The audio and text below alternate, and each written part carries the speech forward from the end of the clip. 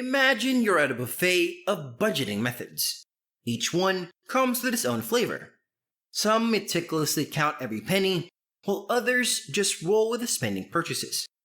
But the end goal is always the same: spending smartly, securing your future, and maybe adding a sprinkle of financial flair. Now, you might have stumbled upon a budgeting gem that's all percentages and jars. It's called the 6 Jars Budgeting Method. And today, we'll find out if this is the kind of budget that best suits you. Welcome to the Finance Virtuoso channel, where we talk about all things finance. If you're seeking a daily dose of valuable information on money, business, investments, and savings, be sure to click the notification bell and hit the subscribe button now. Let's start by understanding the core concept behind the 6 Jars Budgeting Method. The 6 Jars Budgeting Method, popularized by Harv Eker, closely resembles other percentage-based budgeting approaches, like the 60% solution and the 50-30-20 budget. Here's a breakdown of how it functions. As per Eker's blog, you divide your income into 6 distinct jars based on the following proportions. 55% of your earnings is allocated for necessities, encompassing essentials like groceries, rent, utilities, and recurring bills. 10% of your income is set aside for long-term savings, encompassing your emergency fund, significant purchases such as a new car, vacations, debt repayment, and unexpected medical costs. Another 10% is designated for the play jar, which covers enjoyable activities, treating yourself, spending quality time with family, and leisure pursuits. 10% of your money is directed towards education, encompassing formal education costs, coaching, mentoring, books, and online courses. Another 10% enters the financial freedom account, which encompasses investments such as stocks, mutual funds, bonds, passive income streams like businesses and side gigs, and real estate endeavors. Essentially, any form of investment that aids your journey toward financial independence. The remaining 5% of your income is reserved for giving, whether it's directed towards a religious institution, charity, or assisting friends and family in need. Emphasis on education and giving. One aspect that's really appealing about this percentage-based budgeting approach is its special emphasis on education. And when I say education, I'm not just referring to the traditional go to school and get a degree kind. While that's certainly an option within this category, what's even more intriguing is the focus on self-guided learning, like reading books, taking courses, and seeking mentorship. This kind of education equips you with specific skills that are directly applicable in the real world.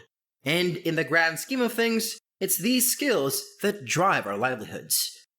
This approach also plays a pivotal role in the success of side gigs and entrepreneurial endeavors. Imagine someone like Tom aiming to sell a book about weight loss. Now, sure, he needs to be skilled at writing, a talent he might have honed in school. However, there's a slew of other abilities often not taught in traditional education, unless you've taken specialized courses that Tom could benefit from.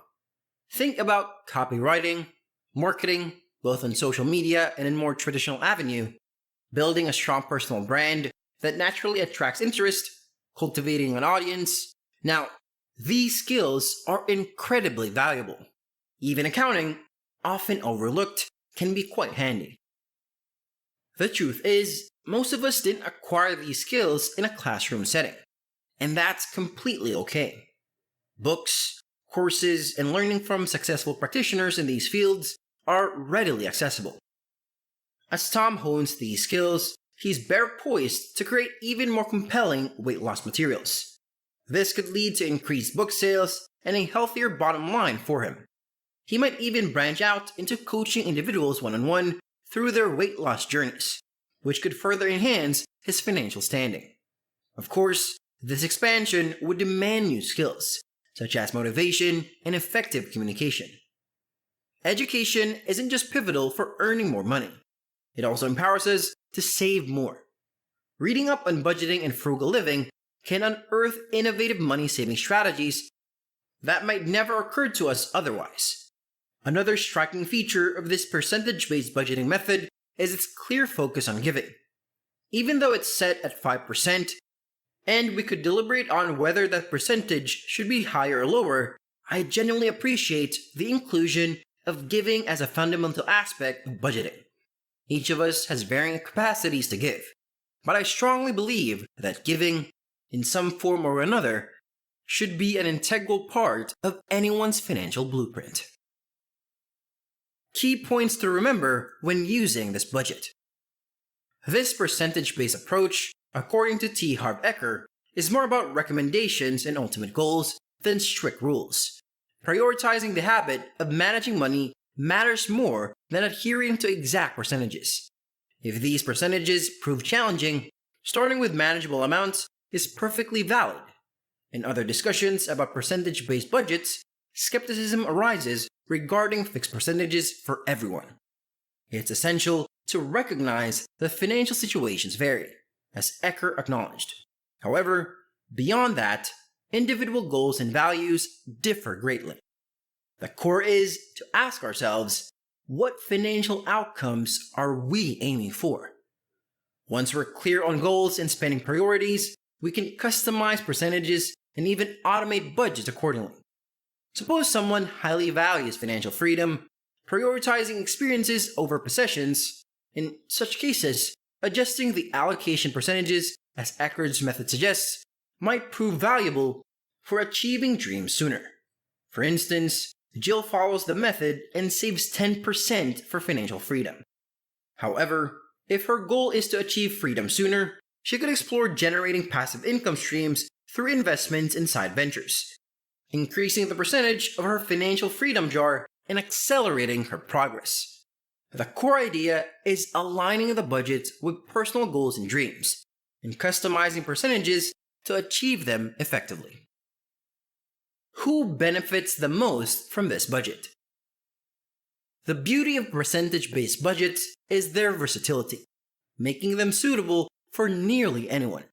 However, they tend to be most effective for those who already have a clear sense of their values and a good grasp of their spending habits. Keep in mind that percentage-based budgets offer less detailed tracking compared to a zero-based budget. Therefore, if you're already in command of your finances and have a strong understanding of your money's flow, this becomes less of a concern.